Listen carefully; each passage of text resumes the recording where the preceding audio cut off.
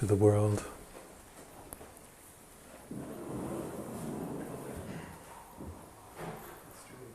We're streaming. All right, after that wonderful, blissful, and exciting fiasco, we are ready to go. And you can hear how hot the mic is, right? It's just on the edge of feedback the whole time. That's always really pleasant. It fills me with equanimity and a sense of peace. So just breathe that in. So I see a ton of new faces here tonight, which is great. Welcome, everybody. You're getting dumped into the middle of a class. So last week was week 1 of a 4-week class. This is week 2. So if you are completely confused, you have no clue what I'm talking about, just hang in there. And remember that week 1 is available online. You can watch it to get caught up, okay? Because these classes go so fast, going back and reviewing all of week 1 would, I think, be overall deleterious to the forward movement. So I'm just going to dive in and do my best to bring everybody with me, okay? If, again, it just causes you to feel lost and upset, then, meditate on equanimity with feelings of loss, being lost and upset. Good, so this is the class I call Hacking the Stack. Thank you so much, I deeply appreciate it. Which has another name, which I believe is Deconstructing Sensory Experience and Non-dual Meditation. Very, unambitious title. But essentially we call it Hacking the Stack. And the idea is that we are using a 4-part map. And last week I gave my giant disclaimer about why maps totally suck and you should never use one and never believe one and throw out all maps and tear them up after burning them and throwing the ashes into the ocean. So just know that maps in meditation are just vile. And now we're going to continue with this map. This map teaches you how to work with your sensory experience to go deeper in Vipassana. So it's not a map of reality, it's not a map of all types of meditation, it's not a map of, spiritual growth or something like that. This is simply how you work with Vipassana meditation to go deeper and deeper and deeper. And it sort of shows you 4 basic stages. So the 4 stages, this is the entirety of the review. Ready? Stage 1, encountering sensory phenomena conceptually. Stage 2, encountering sensory phenomena phenomenologically. Stage 3, encountering sensory phenomena as vibratory wave phenomena. Stage 4, encountering pure awareness. That's it. Those are the 4 stages. Last week we covered 1 and 2 pretty well. This week we're going to cover more about 2, the phenomenological stage of really encountering details of sensory experience. And we're kind of doing more on this stage 2 and then moving into stage 3. Okay? So there you go. That's your review. Hope everybody got all that, And if not, we'll be covering this quite a bit. So I'm sure you'll pick it up. As a little bit more of a review, this is a question put out there to the class. What is a valid object of Vipassana? Anybody? What's that? Particularly any sensory experience, right? Exactly. Any sensory experience. So we tend to think of Vipassana as being only about, let's say, our body sensations of breathing, or maybe body sensations generally, like body, body, body, or maybe like the sound outside or something. But no, it is literally any sensory experience. And in the Buddhist way of talking about it, sensory experience includes your mind, like thoughts and various types of thinking. So any of that is a valid object for Vipassana, meaning we can do this thing we're describing of slowly deconstructing our way down the stack of sensory experience, even with things like thoughts. So don't assume that this just applies to feeling your body sensations of breathing or something. It applies to everything, and as you'll see tonight, that becomes a big deal, right? A very big deal. So I'm going to just write some stuff on the board to help with the class tonight. We've got our 4 levels. Every time I write this, I have to take a deep breath because maps are no good, but totally necessary.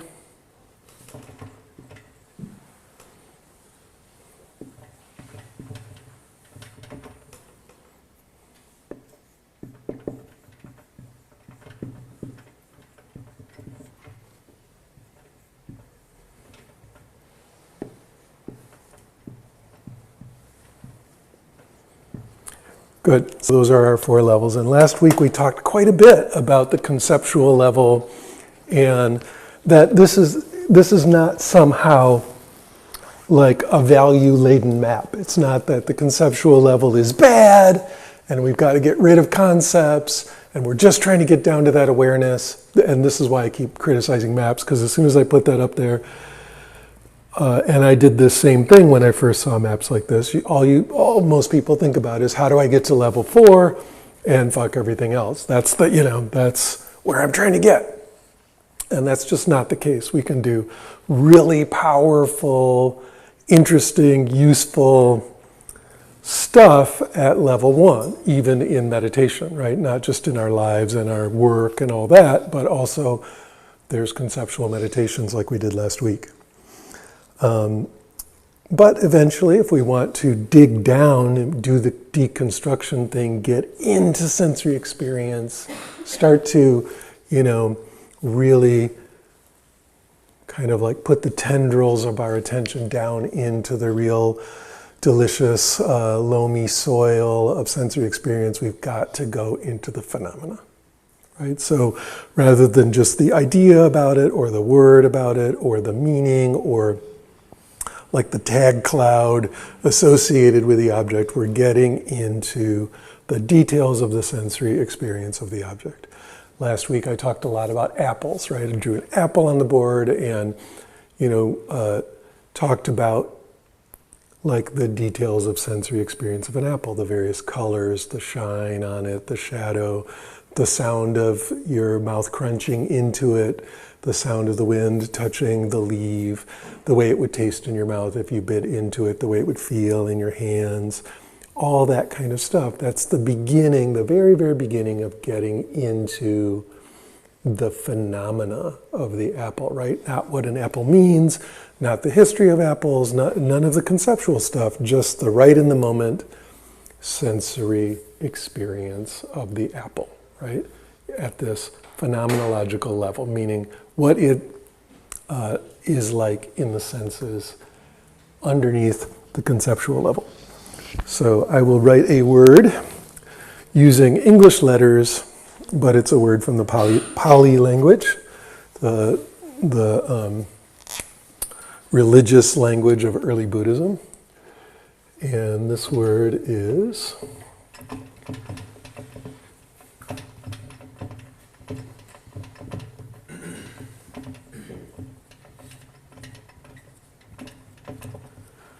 Yata Bhuttadasana.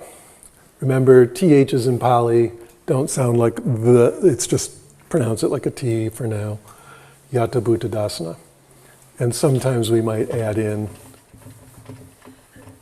jnana there. So what does that word mean? Can everyone see that? Yata Bhuttadasana. Pali words look like German words or whatever. It's like they just tend to slam like lots of nouns together. Dasana basically means to view, to look at, to understand. That would be cognate to the Sanskrit word darshana, right? So to see something, to understand it. And this means as it is. I mean, that there's a lot of various English translations. And sometimes, whoops, put this in the wrong spot. There, we've got our tilde NA, NA. If we add that in, it's not only to understand it, but to know it. Right? Yata Bhuta Jnana Dasana. So usually this is translated as seeing things as they are. Okay? So the idea is we're going to drop out of the conceptual level, we're going to drop out of ideas about things, and instead just contact them as they really are. Now the whole idea of this deconstructive stack model is that each layer we're actually dropping more and more constructs. The highest level of construct we're calling concepts. But we're even going to drop the constructs around the phenomenology and eventually even drop the constructs around the vibration. So in one way of looking at it, we could say we're never really seeing it as it really is until we're down at 4. But in another way of looking at it, we're seeing it as it really is more and more clearly at each of these levels, okay? And there's this idea that you hear a lot about in Vipassana of like naked seeing or bare awareness, where you're just there with the object in the sensory experience without adding anything onto it. Now, that's, in one way of looking at it, kind of impossible. You're always going to add some stuff onto it. But the idea of this stack, one way of understanding it is each layer down, we're adding less and less onto it. We're kind of doing less processing of the information and less categorizing and massaging of the data. And as we go down, we're letting go of that until there's as little of that as possible. So this is this idea of seeing things as they really are, yata bhuta-dasana, or seeing and knowing things as they really are. So this is a huge concept in Buddhism, right? Very, very important. If we take it like as a religious or spiritual concept, you're going to do vipassana on any sensory experience and eventually see the truth of, the 3 marks of existence and see, let's say, dependent co-arising and all that stuff as you're looking at it. It remains to be, we can discuss at great length whether those ideas themselves represent concepts that we're adding on or not. But that would be the idea. As we're going deeper and deeper and deeper into our experience of anything, we're seeing it more and more clearly and less as an idea, right? Everybody getting this? And again, like I said last week, this is sort of meditation move number 1.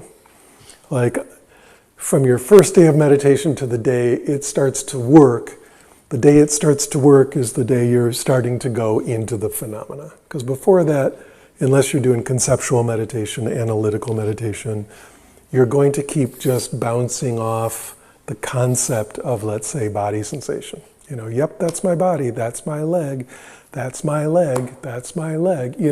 That's not a good meditation. And you're going to feel really bored and restless and confused because sitting there knowing that's your leg isn't helping. And if you did like a little more analytical type meditation with it, you'd be like, well, there's my leg joint and there's, the muscle. You could start to really feel all the individual parts and label them. But notice how that's already getting a little bit, tiny bit more phenomenological. Because it's like, oh, this thing that I was labeling leg is actually made of these various parts, and I can feel the parts individually. So even sinking in more deeply conceptually, we're already starting to lightly go into this second level. And remember, these are not discrete levels, it's really just a big continuum. I'm just giving it names to help you understand the continuum. And we could move those around quite a bit. So instead of going, that's my leg, or even these are the parts of my leg, when we move to level 2, we start to go, oh, those are the sensations of the leg. And now without words, it's like, remember, like, where does it feel like it's located? How big does it feel like it is? What's the feeling of the three-dimensional shape, which might be incredibly different than your mental concept of how it's supposed to be shaped, you know? And we go with how it feels. The textures, the density, the pressure, the temperature, all that kind of feeling quality stuff when we're working with a body sensation, right? That's getting into this second level, and that's like, again, that's when meditation, vipassana style meditation, really gets moving, right? When you start digging in like that. And remember, we're doing this for every other sense gate too. Listening, you know, instead of just going, that's a car, that's a bird, that's somebody sneezing, that's somebody, you know, walking. We're just hearing the sound in a very, very, you know, sound of the sound, crispy. What's the texture of the sound? What's the intensity of the sound? The volume, the way it's kind of like changing subtly. All that. You're getting into the, you know, the sound of the sound or the feeling of the feeling, right? That's the phenomenological level.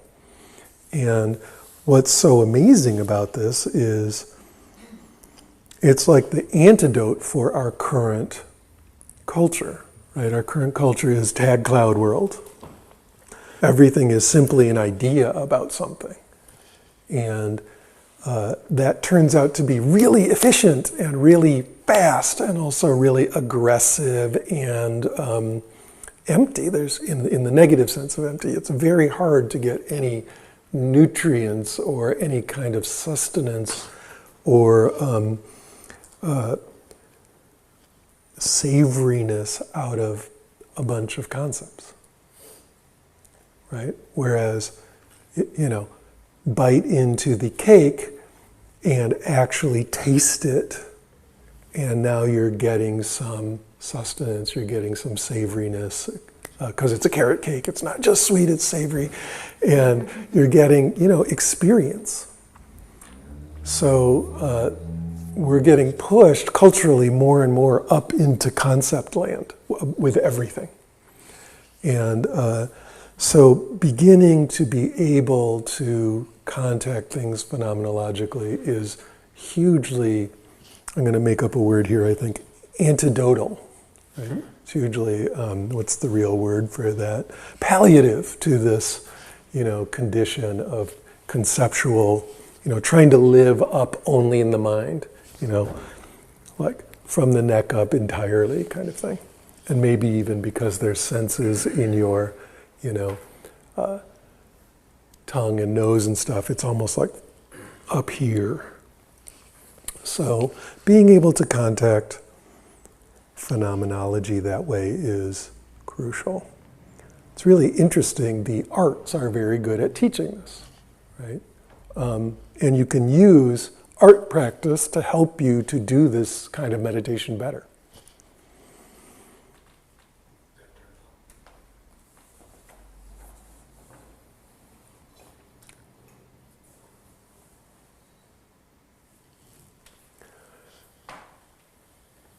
So, for example, drawing, right? There's a book I often mention and recommend to people called, from the 80s, but it's continuously in reprint since the 80s because it's such a popular text, called Drawing on the Right Side of the Brain. Raise your hand if you're aware of this book.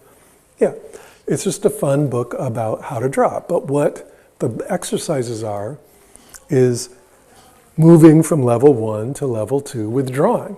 Because what people do that makes their drawings terrible is they're drawing things conceptually.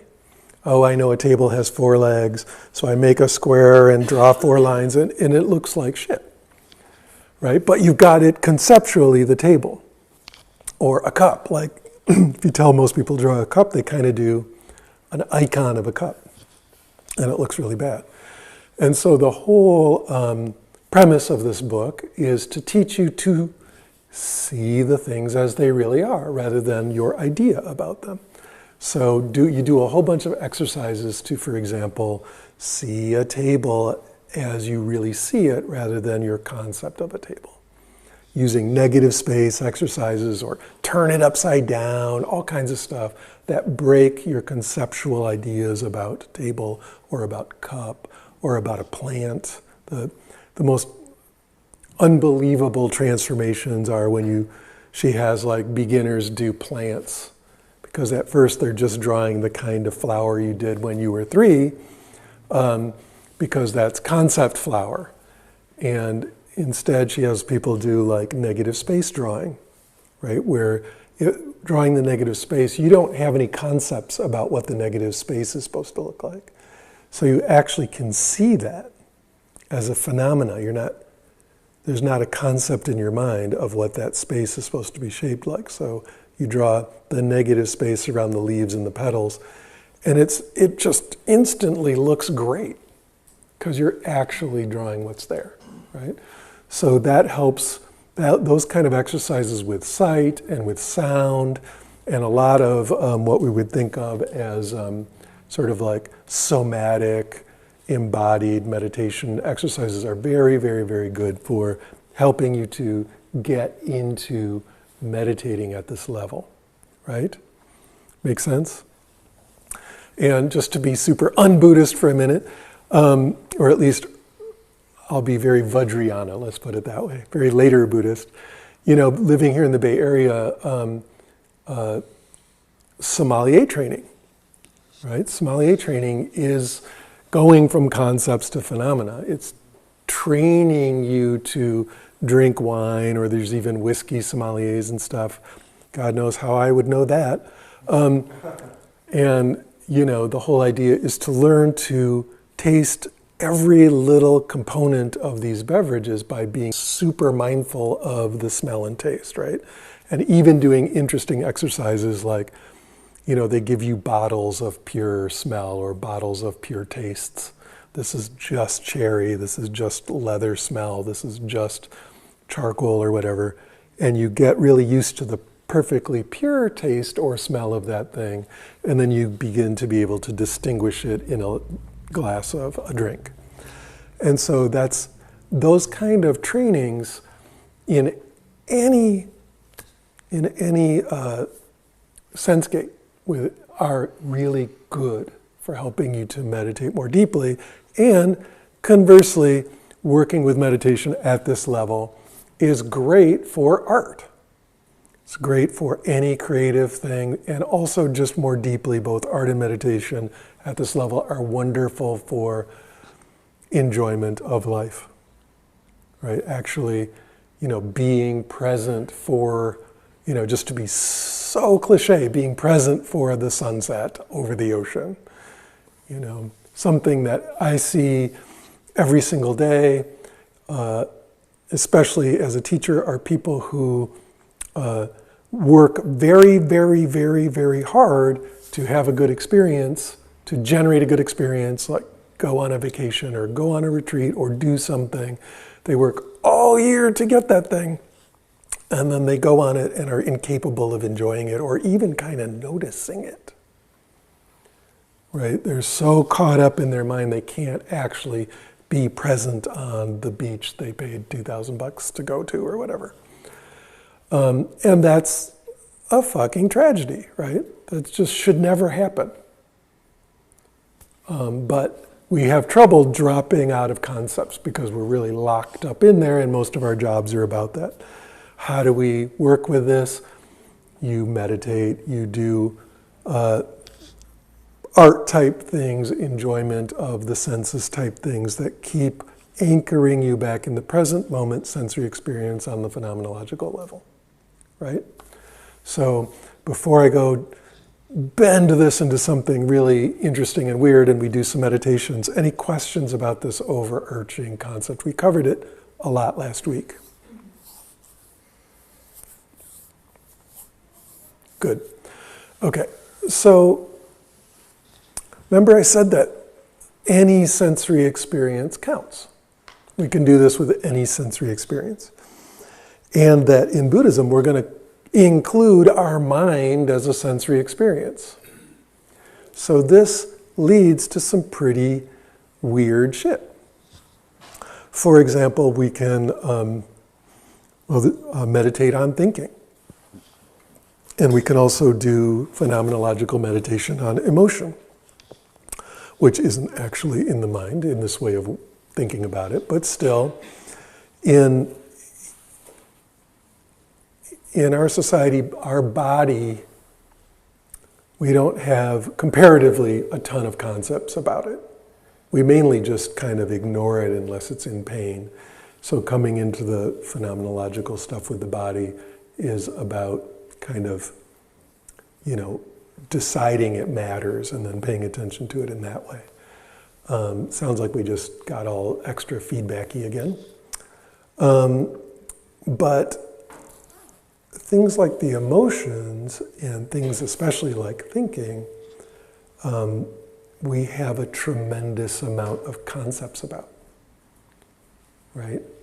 It's very, very rare that we would, for example, have an emotion and not bring along an intense truckload of ideas about that emotion. In fact, talking to, your average North American, and you say, let's say it's someone this isn't just a social nicety where you're asking someone how you doing. You're really asking, how are you doing? And they might say something like, I'm angry. And then there will follow like 5 minutes of why they're angry. This happened and that happened and then I did this and then they did that and this is going on over here and it made it like this. So in other words, the very first thing they said, I'm angry, is the answer to the question. And the rest of it is a concept about that really, in a way, doesn't matter. In another way, of course, it does, but that's all ideas about the anger. If we were to examine that same emotion as a phenomena, the answer would be really different. Super different. It wouldn't be this happened and that happened and I'm like this and they're like that and then, these other people said this. It would be, how are you feeling? Oh, I'm angry. And like my eyebrows are tense and furrowing and my jaw is really tight and clenched. My throat is closing and these muscles here are getting really bulgy and tense and I can feel my heartbeat in my forehead. And I might even be seeing some red and my shoulders are hunching and my fists are getting balled up, and my diaphragm's tense and my breathing's getting fast. And, that's the answer to how are you feeling. That's the phenomenology of an emotion in the body, right? It's a experience. Notice that none of that talked about why. None of that talked about who did what or who deserved this or my reaction, their reaction. None of that's there. This is just present moment. How does it feel? In this case, in your body. Right? Again, we could go to other sense gates, but that's what the anger feels like as an emotion. And check out how different that is. That's an experience. And it's really contacting at a very, very high sensory clarity in your body in the present moment, dropping you out of the concepts entirely. So what's fascinating about this is how powerful that is for improving your life immediately. Because 95% of what's horribly uncomfortable about an emotion is your ideas about it. I shouldn't be having this. I need to do something. I need to do something to get rid of it. I need to do something about the thing that triggered it. I need to say this. I need to do it. Concept, concept, concept, concept, concept. all of it is way up here, just going, right? That's where all the suffering is. The actual feeling in your body is just kind of uncomfortable. And it's not even that much more uncomfortable than like, I have a tummy ache. But you don't see people typically, unless they're real hypochondriacal, going, oh my God, I have a little tummy ache, a little indigestion. What am I going to do about it? Who am I going to talk to? Got to go to the doctor. Got to go. There are some people like that, but that's not really, your typical reaction to a mild tummy ache. It's just, mild tummy ache. So what? So as you contact even extremely, what we would normally consider very upsetting emotions, understand 95% of the upset is way up there in the ideas about it, the idea that it shouldn't be there, the idea that you have to make it go away or do something. Whereas if you drop into the feeling and don't do anything about it, it's actually you almost always, not always, but almost always, no big deal at all in terms of the pain of it or the suffering of it. The actual physical experience of that emotion is just no big deal. And I don't know about you, but given the choice between a giant freak out about an emotion and being like, mild anger, I would choose the latter. Same experience. And of course, that doesn't mean you don't figure out what's wrong eventually, or you don't do something about it. But you would be doing that kind of stuff from a place of real equanimity with this emotion, not just reactivity. So working with dropping out of the conceptual level into the phenomenological level with emotions is like life-changing meditation thing number one. Like, if you can get that, meditation has already, paid its way in your life. You will already be glad you learned it. You will never stop doing it forever if you can get this one thing. So we're going to do this as a meditation. Let's take questions first.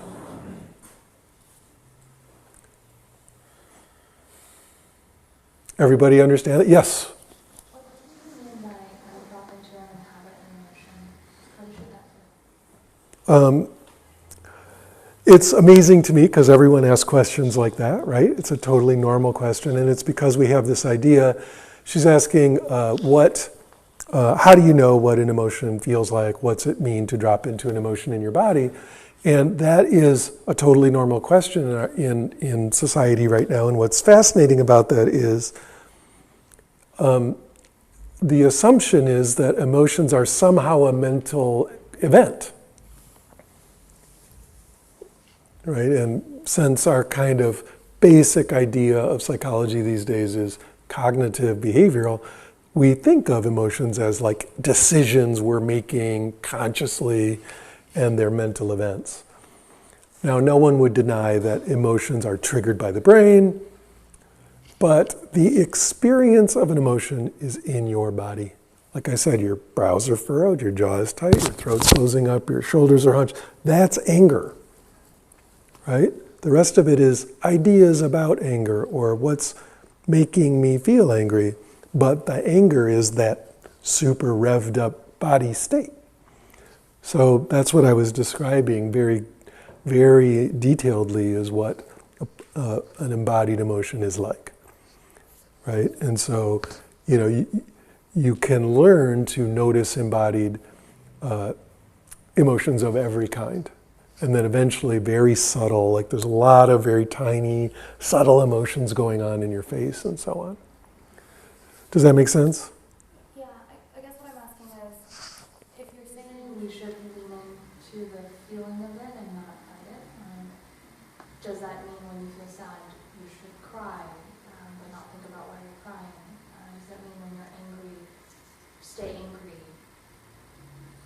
Not exactly. Because, so the question is, do you express the emotions? And the idea here is that there's a difference between contacting it deeply and then doing something about it. Okay? So what this is describing is contacting it deeply. Being with it, not trying to make it go away. And if it's a positive emotion, not trying to grab onto it necessarily, but just being with it. And then finding room to just allow that phenomena to be there. Okay? Then, after that, the response, like actually what you do, becomes conscious, becomes a decision. Maybe after you said it does feel appropriate to cry, great. You know? But for most people, there's no gap there. They feel the emotion, they react. I'm enraged, so I punch something, you know, like it's just mechanistic. So it's the Viktor Frankl quote, right? Between stimulus and response, there's a gap. That gap is our freedom. And this is exactly what this is about. It's like you've got the stimulus of the emotion happening, you're just being with it. And then the response can come from a different place after the meditation. But during the sit, you are simply being with the feelings in the body. Does that make sense? Yeah. Yes? That's interesting to me that crying would be something that's like, I can see how crying would be a response, especially if it's a display or an expression.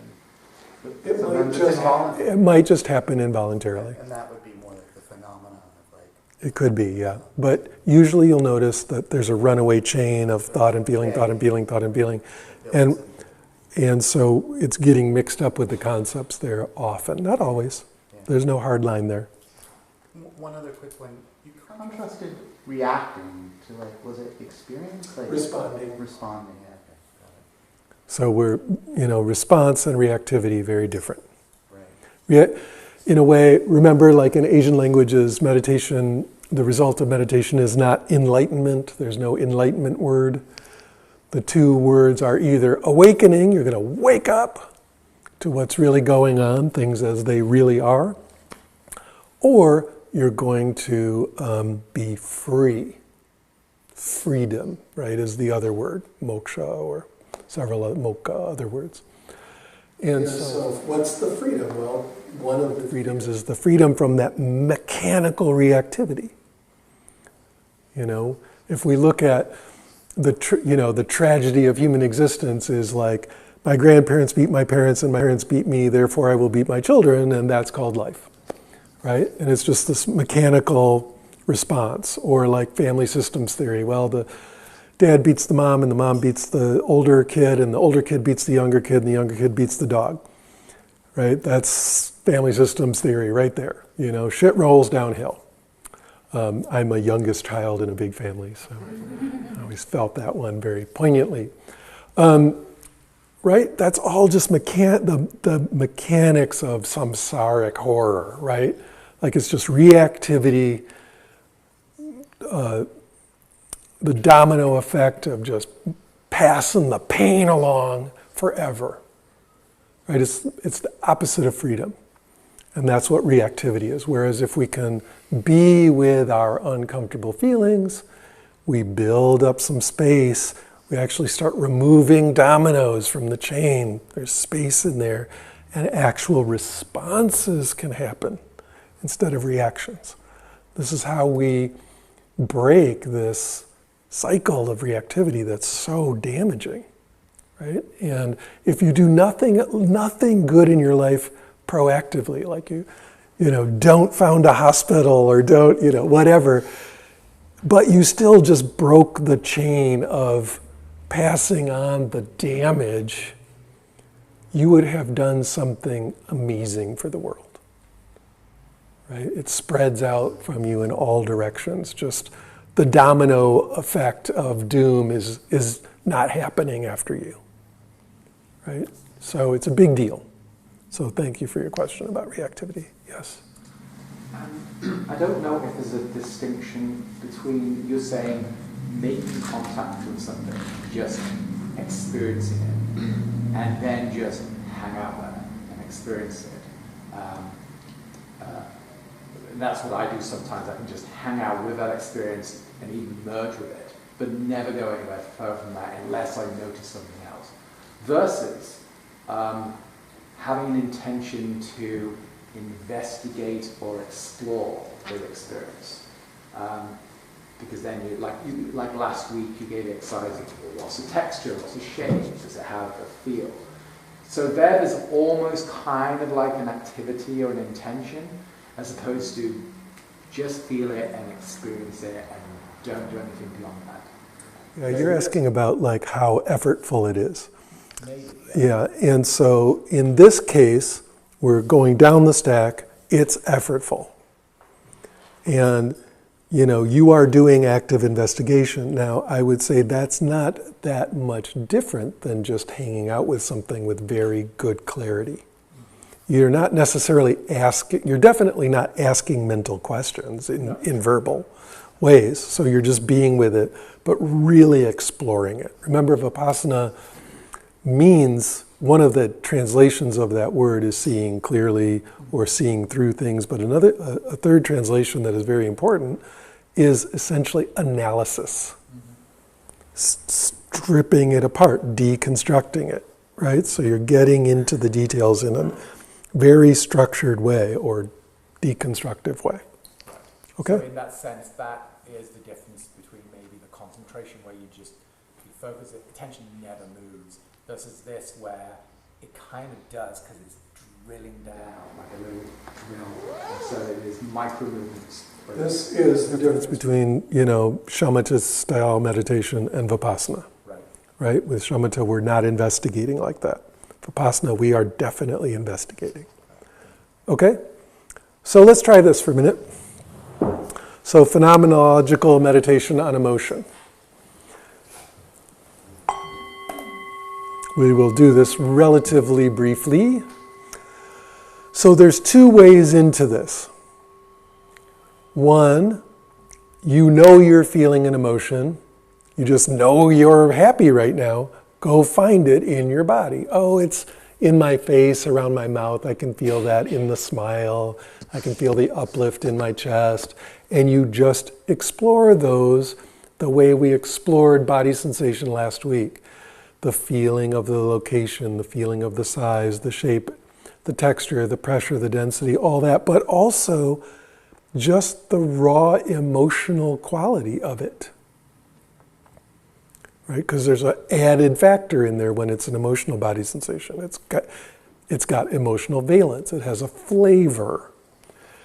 So that's one way. You're having an emotion. Go find it in your body and then investigate that sensation. Another way of doing this is to scan your body until you find something that feels emotional. The next question is always, how do I know it feels emotional? And my answer is, how do you know that salt tastes salty? Right? It's a quality. So you will know when a sensation feels emotional because, sorry to do this to you, it feels emotional. You can easily notice ones that don't. For example, probably the sensation in your knees is devoid of emotional qualities, at least in the knees. The typical locations for emotional type body sensations are the belly, the chest, the throat, and the face. We tend to have a lot of emotional sensations there.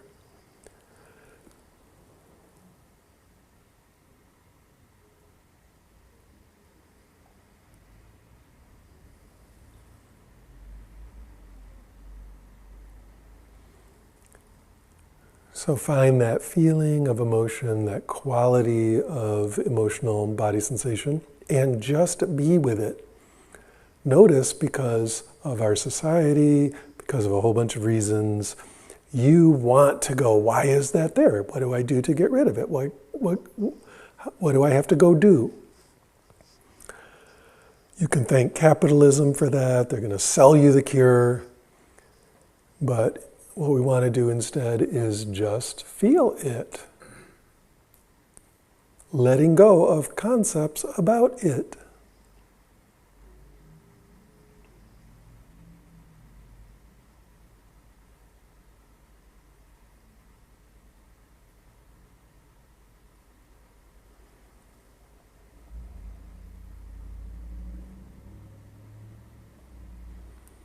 Over and over again, just come back to the embodied experience.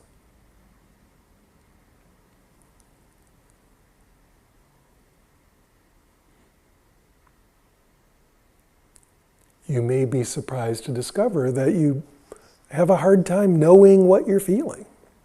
Well, guess what? This is how to know what you're feeling.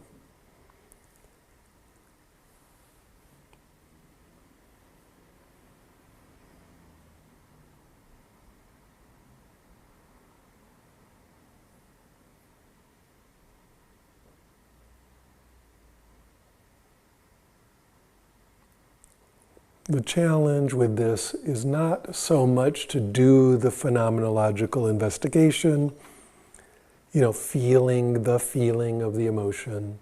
Some people, it takes a while to learn to do that, but for most people, you can contact it. They don't have to be big, by the way. They can, almost always, they're minuscule, tiny little wisps of this and that. I often hear, well, I don't feel any big emotion. And I'm like, notice you put the word big in there. Doesn't have to be big. It can be in your face, it can be a twinge in your eyebrow, it can be a tiny little tension in your throat. All kinds of stuff feels emotional.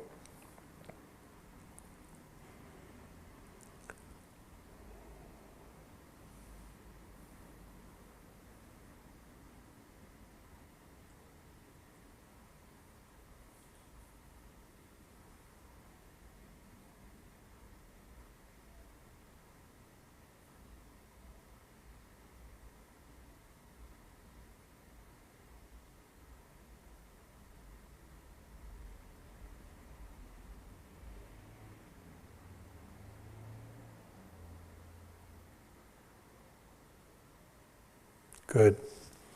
So that's just a little tiny experiment with that. Any quick reports or questions? So maybe you noticed sitting with an uncomfortable emotional flavor is not something we tend to do a lot of, but it's actually pretty easy. Very few emotions, very few negative or difficult emotions are, incapacitatingly painful or something.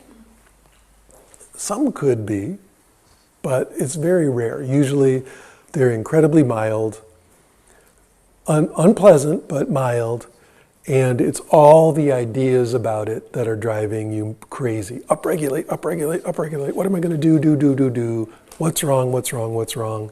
It's all that idea level, and that is generating a secondary emotion of anxiety. Right? So that's where we're just adding to our suffering. So it's really interesting that you can do this one little move of just dropping into the phenomena and free your life, right? Suddenly, anxiety is no longer controlling every moment of your day.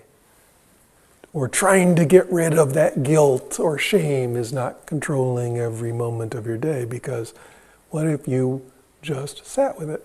And interestingly, sitting with them also tends to help to resolve certain emotions. Very, very interesting. There's a lot there, emotional meditation, we could do a whole year on it. But I just want you to see the difference of dropping from concept into phenomena. There's a big deal.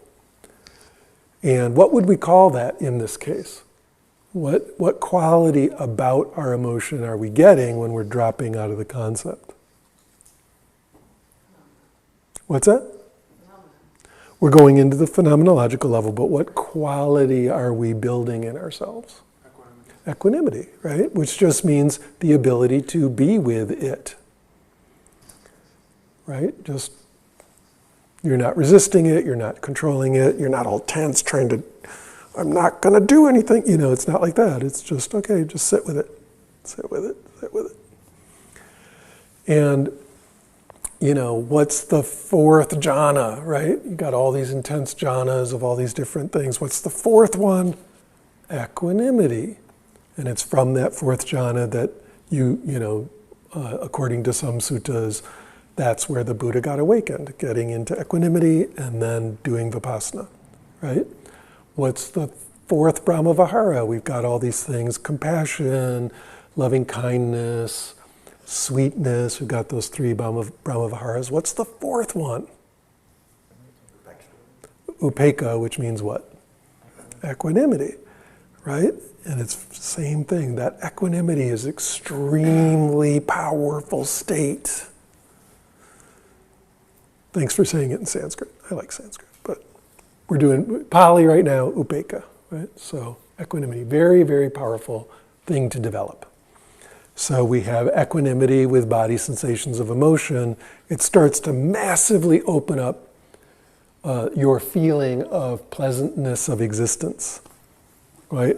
All your emotions aren't the world's biggest problem. That must be solved immediately.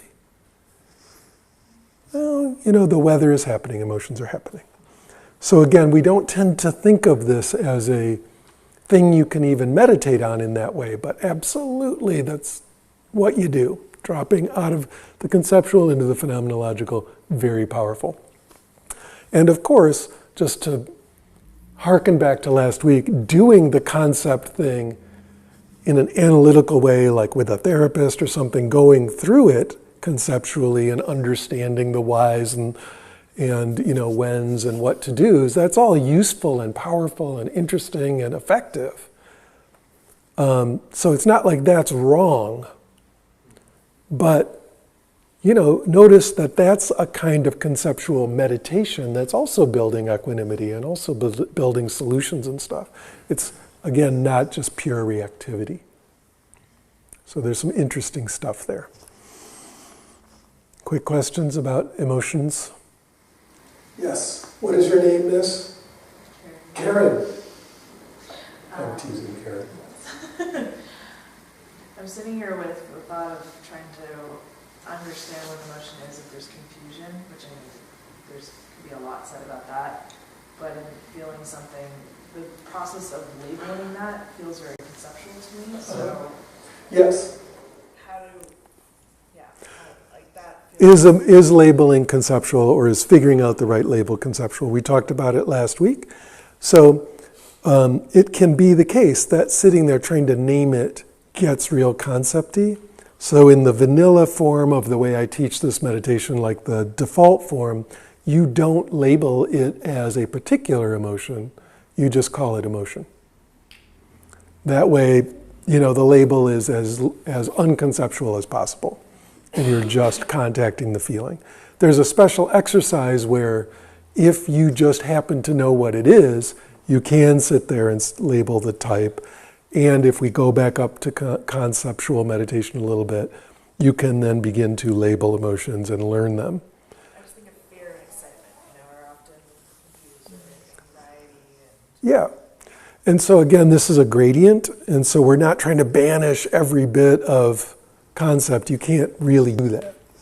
But what we can do is not try to hang out in the figuring it out. And in fact, if you were going to do that kind of meditation, like we're going to distinguish between fear and excitement, you would have a third label of not sure. So instead of grinding, you could just go, I'm not sure about that one, and keep going, right? So there's ways to make it less of a thought experiment and more of a feeling experience. Good. Okay. Yes. And if you know what it is pre-verbally, there shouldn't be any need for any mental chatter, even the word or that, whatever you're using to note it. would that not be necessary if pre-verbally you know this is fear, this is whatever, but you don't even have to have that mental chatter telling you, not mental chatter, but that word, that voice. Is noting necessary? Noting is never necessary, but neither is it always, it's never bad either. You can have a deep, deep, deep ass meditation while still noting, because it's not like this long thought process, right? You already know the word, so the word isn't going to wreck your meditation. That's true. But what is the purpose of it then, other than just to keep you distinguishing and breaking it down? It could help you just be in the rhythm of it. Maybe it's just arising. But so what's the purpose of being afraid of it arising, right? We're never afraid of thoughts. Okay? All right, and that is the perfect segue to the next thing, which is the weirdest one. It blows everybody's mind. Put a helmet on to keep your brain inside your skull right now, because I'm just going to fuck you up.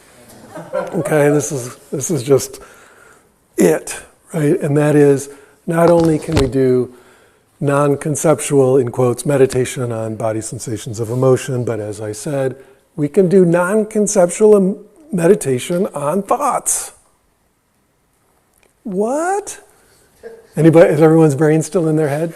Let me say it again. You can do non-conceptual meditation on thoughts. Right? How do we do that? What does that even mean? Doesn't that sound like I'm saying we can do non-conceptual meditation on concepts?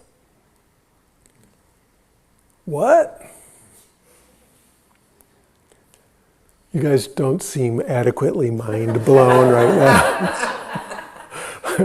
I'm not noticing any total decompensation responses or screams or anything. You know. I know. It's like, the equanimity is too great. That's it. You just kind of label it a thought, like notice it's a thought? No. Okay. We do not just label it a thought. That's dismissive labeling, which is the way you do vipassana on something else. I'm going to be meditating on my body sensation of emotion over here. A thought is arising. I either totally ignore it, or if it's very persistent, I might dismissively label it thought to kind of nudge it away. Right? So that's dismissive labeling, great technique, but that's not what I'm describing. I'm talking about full vipassana on the thing. How does it work? Yes? You meditate on the sounds of your thoughts. Perhaps they arise as colors or like the sensory information of thoughts. Correct. So thoughts are made of language or pictures. Language, guess what, is just a bunch of sounds. And mental images, mental pictures of things are just some colors and shapes and textures. So again, even making mental talk into words is already bumping yourself up into concepts. Now you popped out of the womb, like with a, just absolute turbocharger in your brain to learn words. So it's not like that's just going to go away. That was like the first thing, your first job in life. But you can still learn to encounter thought as sound in the present moment. So most meditation, especially Vipassana, is going to teach you, oh my God, if I thought, I can hear Eckhart Tolle right now, if it's, you're thinking about the future or the past, you're just screwed. Like you must come back to the holy present moment, right? And somehow thoughts are illegal. Or thoughts of the future and past, like time travel thoughts are illegal. Or whatever. And so there's a whole part of your totally natural experience that's just firewalled off, and you're supposed to stop your mind from thinking. And to me, this is just ridiculous, right? Why is that illegal? What's so bad about thinking? I just don't get it. And in fact, if you begin to do phenomenological meditation on your thinking, you will discover that it is incredibly pleasant as a sound experience, or incredibly pleasant as a visual experience, outside of its concepts, or outside of its meaning. And in fact, it's not really that different from breathing, or, your heart beating, or whatever. It's just, there's an organ in your chest that's beating, there's an organ in your head that's doing its thing. It's just not that different. In fact, it starts to feel really smooth and natural and nice. And I could go on and will another time, but we're going to do this quickly because it's already almost 9. These classes go way too fast. So what I want you to do, we'll let go of mental images and just work with mental talk. The idea is simple. Don't try to think, but don't try to not think. That's simple. In other words, don't do anything with your thinking, but just listen to it. Number 2, you're going to understand the concepts. So it's not that suddenly you're not going to understand, English in your head or whatever language you're thinking in. But even with that, try to listen to the sound of it, which is like, wah, wah, wah, wah, wah, wah, like the parents in a Peanuts cartoon, right? It just has this rhythm of speech. And it's loud and it's soft and it's consonants and it's vowels and it has timbre and so on, right? So we'll just do this for a few minutes. Each time you find yourself getting caught up in the meaning, come back to just listening. And if there's no sound, then you just listen to the silence. Okay?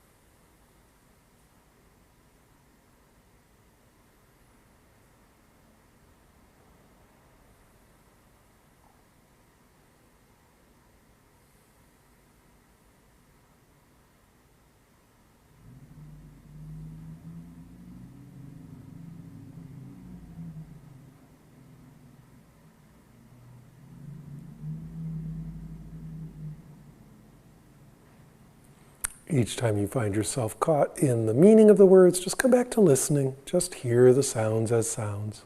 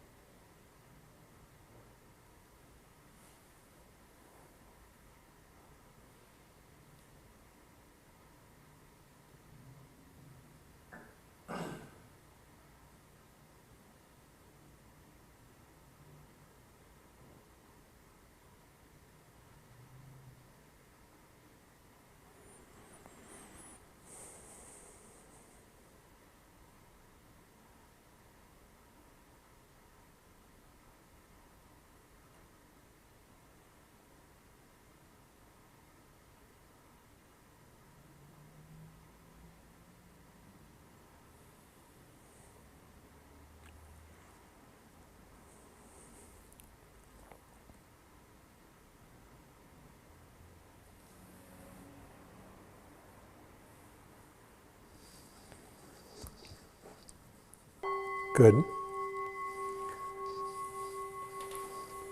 So again, we could do a nice long year or two just on that kind of meditation. I certainly love it. It's one of my favorite meditations, to sit with the effortless, spontaneous arising of mental image and mental talk. And it becomes very, very, very soothing, and it's like an inner fountain of just natural spontaneity and freshness, right? There's everything beautiful about it as a phenomena. Questions or comments about that meditation? How did I know you were going to ask one? I wasn't asking, it was going to be a description. Good. When I do this, it's kind of like being in a restaurant and just hearing the background noise, but it's comforting in that sense. And I also realized when I listen to music, more music with the lyrics, I never pay attention to the lyrics because I treat that as just part of the music. Part of the sound, The sounds, especially bands like R&B that don't mean anything anyway. But there's something about just hearing the sort of the chapter is all part of it. But it also feels like I'm playing nice because it's like. Did you imply that the end of the world as we know it is a Meaningless song. Oh my God, get that note. Okay, yes, thank you for your report.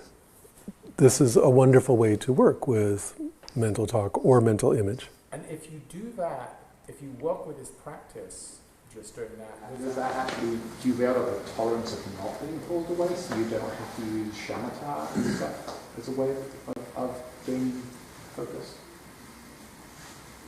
Does practicing like this help you not get distracted by thinking? Notice you are still conceptualizing thinking as a problem that you're trying to not be distracted by. Yeah. In fact, what I want you to get is, you can remember what's a valid shamatha object? A sensory experience, and in this case, mind experiences are considered to be sensory experiences. You can deeply focus on that, right? It's very powerful. So, but the answer to your question is yes. Sherry? We have two technical questions. One is, so some thoughts I do feel like I hear, but others appear like they feel silent and immediate. Like just a download of a concept is flashed in my mind. It feels like there's not as much sensory experience to grab onto. Am I, do I just need to keep going until I get better at discerning the flashes? Or? Yeah, so what happens if the thought is too fast to notice? Yeah, I guess so. It feels like there's no sound even simulated. I challenge you to discover how you know you're having one. Okay. Yeah. Right? So I probably just not picking up on it yet. But then, so I've tried to do this with mental images, and the problem there for me is that in order to get into the details of the image, I feel like I'm keeping the thought alive in a way. So Yes. So, with mental images, They move very fast. We can feel like we have to hang on to them to be able to look at the color and shape and texture and all that. I certainly did that for a long, long time. Shinzen kept saying sensory clarity, sensory clarity, sensory clarity. So I'm like, okay, there's the image. Now I'm going to hang on to it and, explore it. That's not how you do that. Okay, now just as a sidebar, that's still a great meditation. I mean, if you can hang on to a mental image and explore it, you're getting very focused, right? So it's still powerful meditation, but in mental image meditation, if they're moving fast, you just notice what you can as fast as they're moving. You're not trying to slow them down. Yeah. Well, let's back off the technical questions. till, another time. Yes? So this is just more of an observation with myself. So I have a lot of mental chatter all the time, which almost drives me crazy. And yet when I tried to do that, as soon as we started, it went away. Until we stopped in meditation, and then it came back immediately. Yeah, It was so weird. Sometimes when we pay attention to it, it goes away. Usually that's because you're not used to paying attention to it. And so once you get used to paying attention to it, it will start coming back, but it comes back in a different way. So notice part of the situation that allows mental chatter to become annoying is that we're not really paying attention. And so, what if part of its annoyance is it's trying to get your attention? And if you give it some attention, it's done. The message was received somehow or whatever. That is very common. So actually paying attention to it tends to chill it out a little bit. Yes. Yeah, a report. When I first started, the thoughts of like the words almost slowed down as I was observing them. And after that, they kind of melted in the background and on like equal footing with all the other sounds around it, and then it kind of like increased in intensity a bit. Yeah, I think it would be interesting to do this more in this experience. It's a great meditation, right? But thank you for the good phenomenological description, right? Here's what it sounded like and felt like. Yes, one more thing. Somebody over here was raising something. Hallucination. Yes. I noticed that I was noticing a lot more like of the content, sort of conceptual content of my thoughts, much more than I normally do. Sure.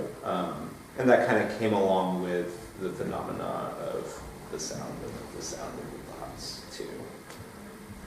Yes. And as I said, you've been trained since birth to understand those sounds. Yeah. So, it's not the case that suddenly they're going to be all ununderstandable. And that's not the goal. Although I will say, as your concentration gets higher, your clarity gets better, you're dropping down further and further into the unconscious mind, it is often the case that all the mental talk turns to nonsense. And it literally sounds like blah, blah, blah, blah, blah, blah. I mean, that's as much as you can hear of it. And again, that turns out to be very soothing and concentrating. If we're not fighting our mind all the time, just like with emotions, if you don't think it's a big problem all the time, and you in fact focus on it and have equanimity with it being there, you're not trying to make it go away or get good ones, 95% of the pain goes away, or suffering, let's say. Same thing with mental talk. Most of our problems with mental talk is, for some reason, I want it to be different or I want it to not be there. And just drop that goal and the problem is solved, right? Because it tends to be very, very less disturbing when you're not trying to change it, control it, judge yourself on it, etc., etc. So notice, we haven't even got down into 3 and 4.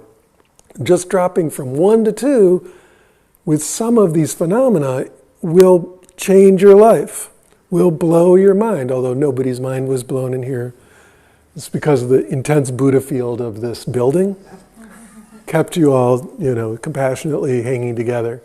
But just even one little move like that starts to make big benefits happen. Okay? Now, I said this week we were going to start working with level 3, so we're going to get 10 minutes of level 3 here. And, obviously this class should be quite a bit longer. But let's say we are contacting any particular phenomena. We're contacting lots of qualities about that phenomena. The texture, the pressure, the density, the temperature, the size, the three-dimensional shape, all that kind of stuff. And our concentration gets really, really good so that we're right with it. It's moving along and the concentration is just with it. There's no gaps in the concentration. You will begin to notice that instead of like, here's these qualities, it's like you're tracking each of those qualities and they're all continuously changing. So the three-dimensional shape is slowly transmogrifying. I'm talking about a body sensation as the example. The three-dimensional shape is moving like a lava lamp type thing. The spot in your body is subtly moving a little bit. it's actually growing and shrinking slightly. The texture's getting a little harder on one side and a little more gaseous on another side. You know, every one of those things you've been tracking is changing. And as you start to watch, your concentration gets better and better, and you're really in touch with these qualities, like a phase shift happens where the number one thing you're noticing is just this changingness. And it's not necessarily because you're trying to notice changingness. It just, when your concentration gets high enough, it becomes the most obvious thing about it. Because all the qualities are all changing. And so a weird thing happens. We're going to talk a lot about this weird thing, but at first, let's say we're meditating, you're doing a visual meditation on a brick. There's the brick, you know, and at first it's just ideas. It's a brick, it's red, it's just the tag cloud of concepts, but then you're really, really going into, you know, concentration, absorption on the qualities of this brick, getting into every little nuance of the color, the texture, every little chip and nook and cranny in the whole thing, right? All the details of the surface of this brick. And it'll get clearer and crisper and clearer and crisper and more absolutely perfectly clear and defined and sharp. And then you'll notice it starts wiggling. Every once in a while. And then it starts to become less clear because it's wiggling more and more. And starts to be like staccato chopping in vision and stuff like that, very much like trails and choppiness and stuff. And the immediate reaction is, I'm losing my concentration. My meditation is fucked, which is everyone's first reaction to any change in their, oh my God, it's fucked. And, unless you just got brain damage, it's probably not. Or unless, a big thing just happened in your life, in which case, all other things are not equal. Something's disturbing your meditation. But actually what is happening is not, the clarity's going away. It's actually the clarity got better. It actually went up. And you're beginning to notice that every quality you've been tracking is continuously changing. And so the thing that seemed like an object, remember the object I drew last week, an apple, a nice solid apple, it starts to be less solid in experience.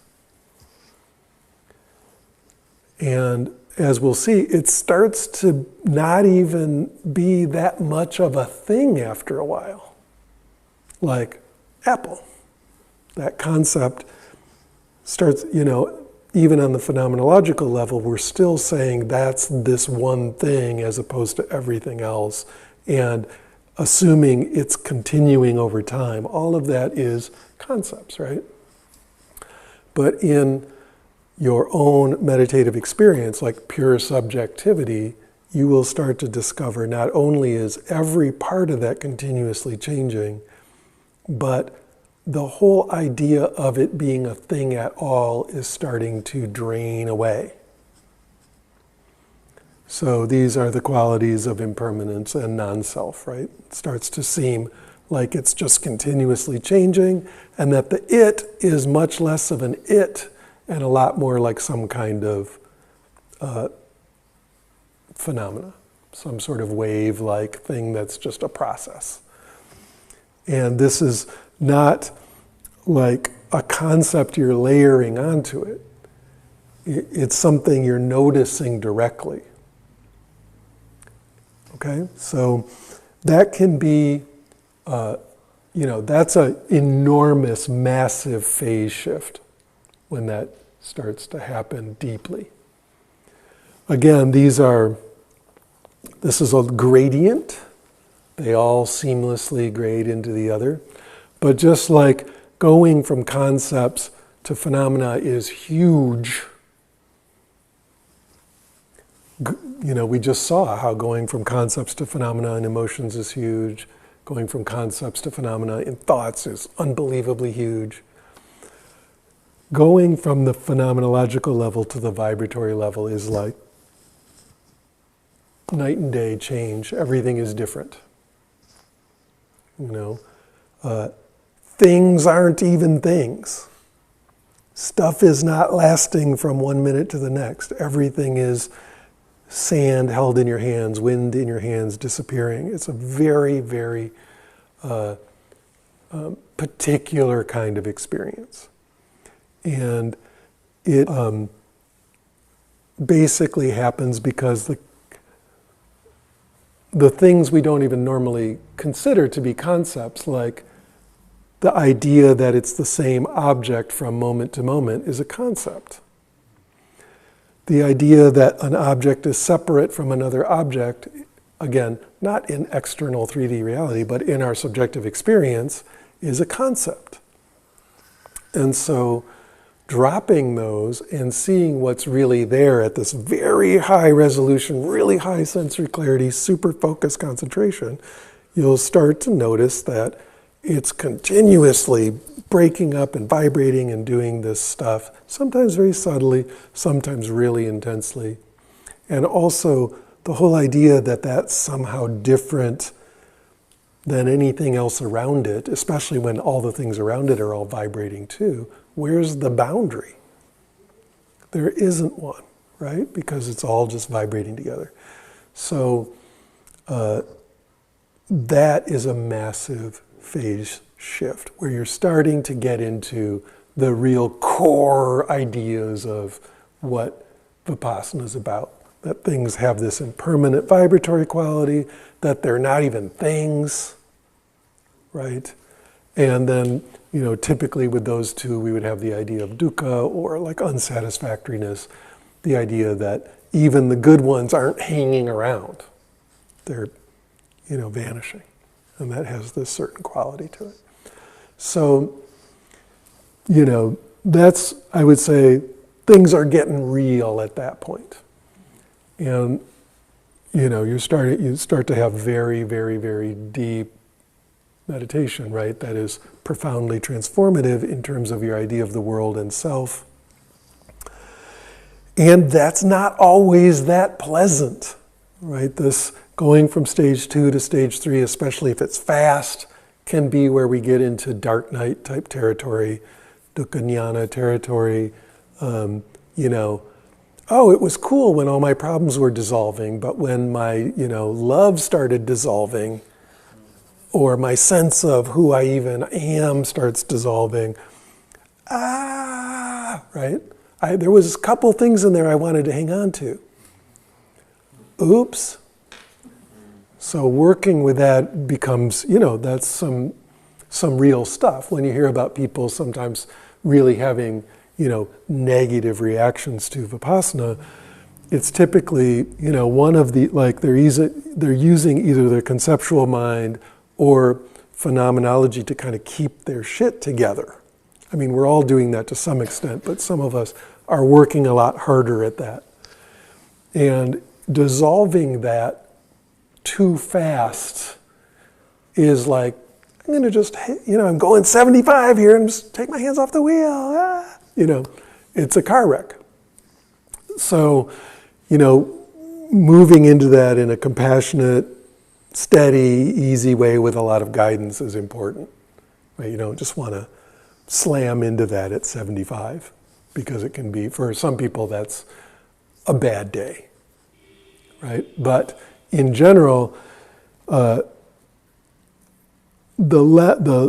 increase of freedom and spontaneity, naturalness, openness, all those qualities, the super positive qualities we would associate with meditation, start to metastasize there, shall we say. They get really big.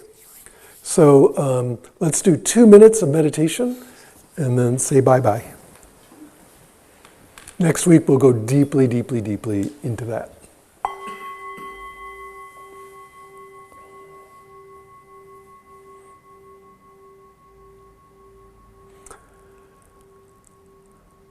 Just see if you can notice anything changing even on a mundane level. External sound, it's continuously changing. Mental ideation, continuously changing. The body, continuously changing. It doesn't have to be such a big deal or such a radical kind of change or vibration. It can be very mundane. Your heart is continuously changing because it's beating. Your lungs are continuously changing because they're breathing in and out. The external sound is just continuously changing.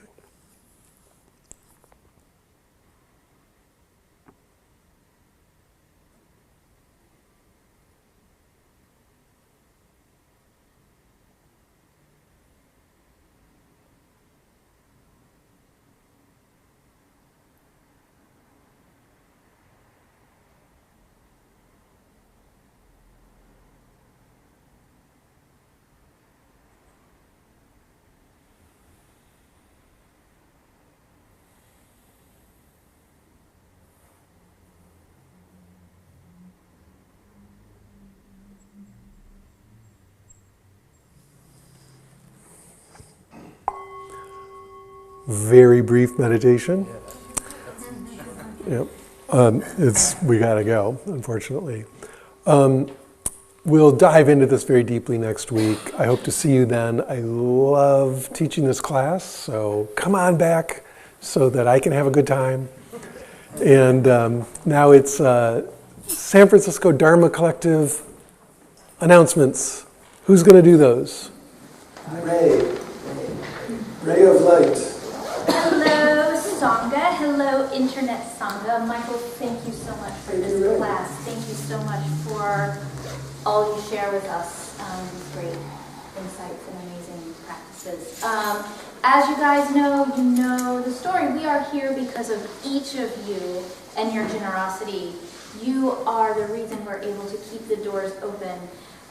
Just ran our finances, and as we kind of expected, as I mentioned a couple months ago, we signed our lease, but our expenses have gone up. They're averaging now about $400 a day, whether we have a class or no class.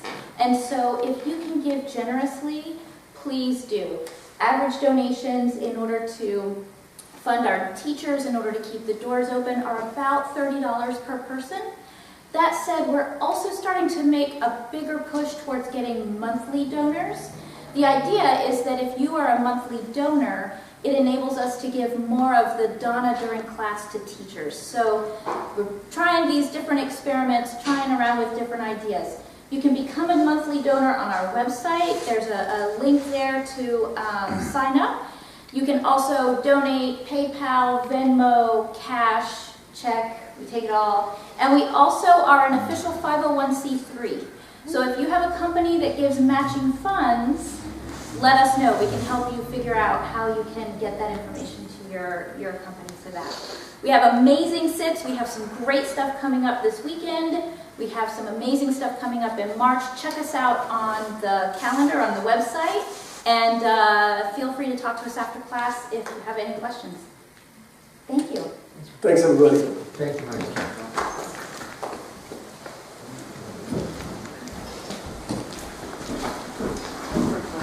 Antonio, let me know when we're off.